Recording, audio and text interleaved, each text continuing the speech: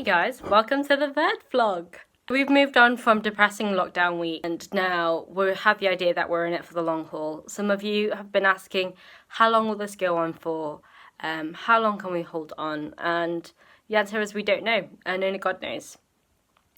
For some, it's difficult being separated from their loved ones, and I totally 100% get it. I see my housemate Kelly, whom I love, in real life, and she's the only one other than patients and other healthcare professionals in hospital. Things are changing quickly. I'm going to be working full-time again for the NHS, and yeah, but back to 1 Peter.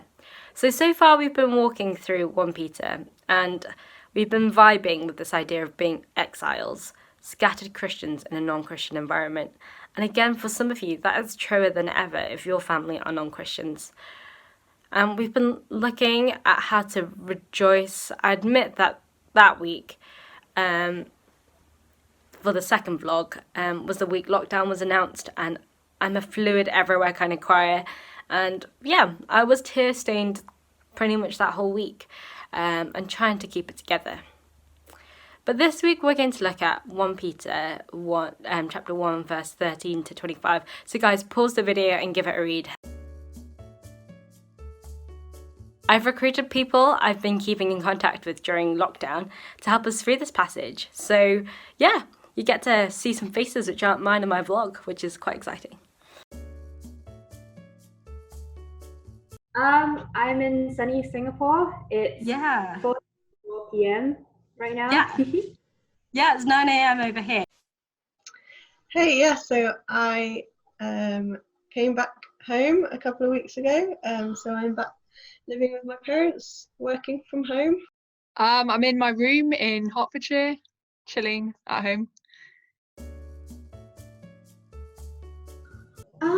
I've been keeping really well this week actually. After 2 confusing weeks of like having to fly home all of a sudden and just being confused that I'm home and I'm quarantined in my room with lots of rules and having to be taken care of, and sleeping at all sorts of strange hours. I'm actually doing pretty well right now. I think God has brought me through a lot in the last 2 weeks, and I'm finally at a more stable place of self-awareness with more sleep and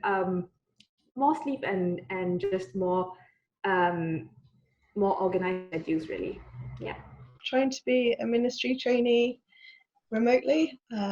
So yeah, I've been doing lots of Zoom calls, enjoying the world of Zoom calls and like virtual one-to-ones, doing lots of studying, reading Christian books, writing practice talks, and yeah. So business as usual, but in a different format for you then. I know, it's crazy. Yeah, I'm doing okay. I feel like my vitamin D levels and general levels of oxygen are a bit low from not going outside, but yeah, I'm still alive. So I think what I felt really encouraging so far is that I've had friends in Singapore and in England and the rest of the world. I think mostly Australia, because I have Singaporean friends that stay in Australia. I felt that it's really encouraging so far that I have friends around who have been messaging me and keeping in touch with me, and I think keeping tabs on what where I am and what I've been up to, you included. And I think that's been really encouraging in allowing me to stay focused on where I am really, and to stay focused on the stuff that I've planned for myself to keep myself rooted in God's word. Or to I think what have I been finding encouraging? I think just how people are adapting to doing one-to-ones over Zoom is difficult, but it's still I've been surprised at how like not awkward it's been. I thought it would be really awkward, but people are like seem to enjoy using Zoom, and like yeah, it's just really good that we can keep doing those things. Student Plus has been really fun trying to sing together on Sunday. However, like tunefully or not. Yeah, doing that thing with Laura is hilarious, isn't it? I really enjoy the chat banter when Student Plus happens together. Yeah, it's great. Just like seeing everyone's face. Yeah, it's really fun. I think just remembering how great a God we have, and the fact that we can look to him in every single situation in life, including this one. So I think it's quite easy to put God on the back burner when life is normal and it doesn't feel we need to look to him. But it's a great reminder that, yeah, we need to look to God every day of our lives, and that in the day of disaster and trouble, he's the one we can go to and trust and rely on. Yeah.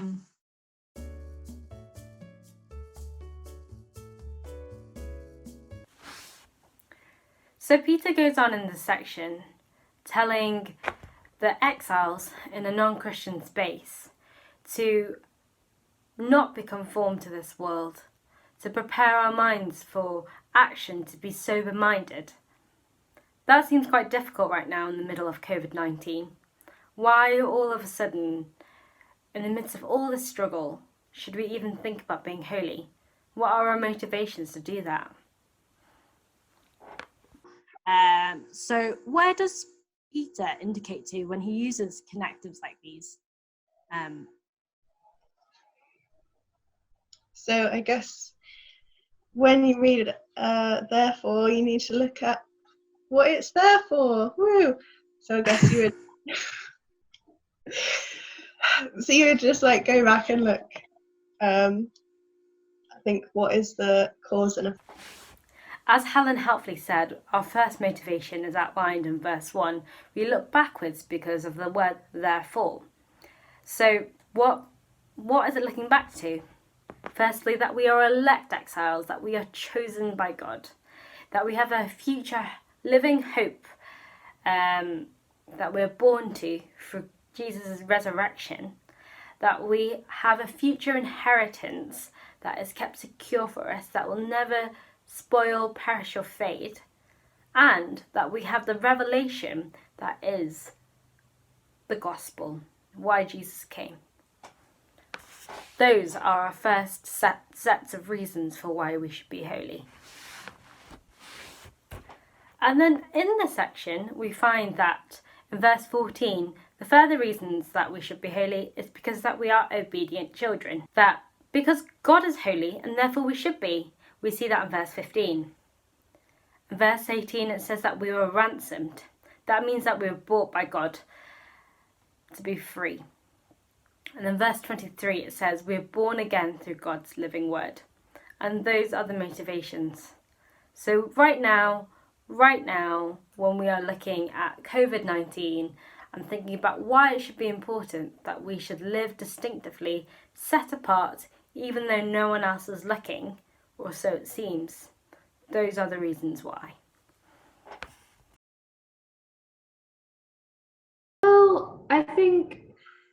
Well, first of all, I think in principle, being God's child, or being like anyone's child really, I think the natural thing to do would want to please your parents, and the natural thing to do would be to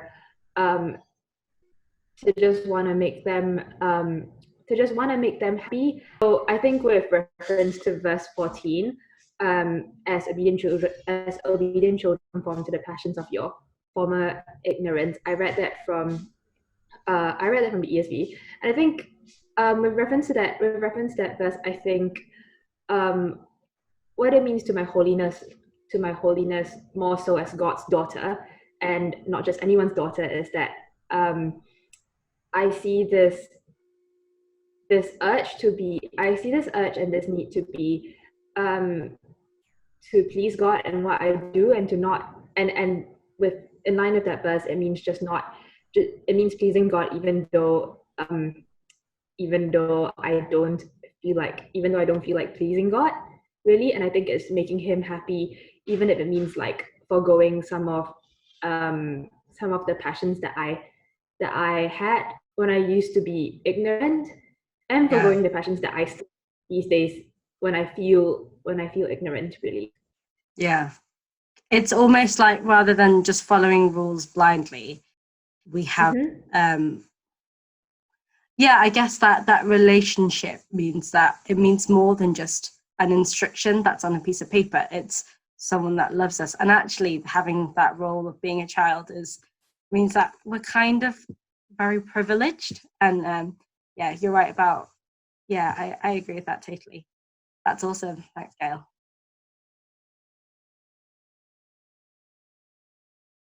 I think just looking at that verse, I guess remembering like what we were called from. So thinking about the Israelites at the time, and then Christians back in the time of Peter.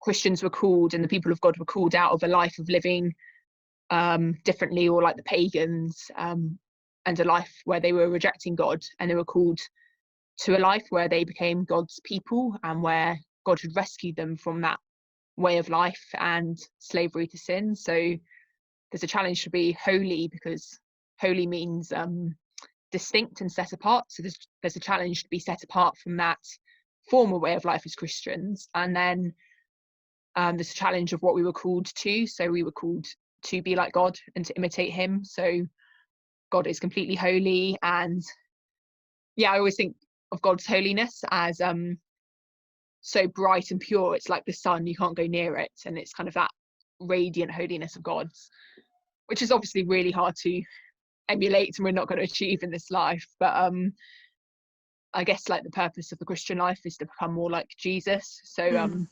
holiness is to imitate God and to imitate Jesus, and to live that way of life that he sets an example for and demonstrates. And then I guess thinking about that verse, I think in Romans 8, where it says how those God calls, he justifies, and then he'll bring to be more like Jesus. So that's our end goal in the Christian life. It's to become like Jesus, in imitating God and being holy. Yeah. Great. Thanks, Lydia.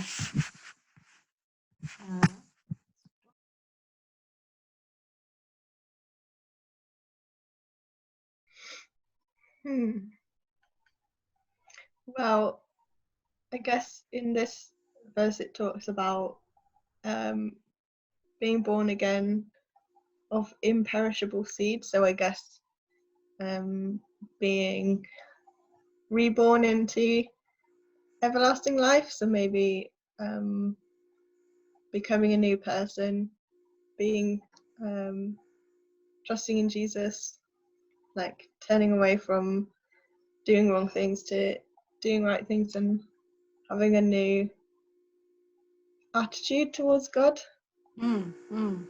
Yeah, definitely. And therefore, like, because of that, our actions will flow out of who we are, as opposed to these are just a set of instructions we should follow.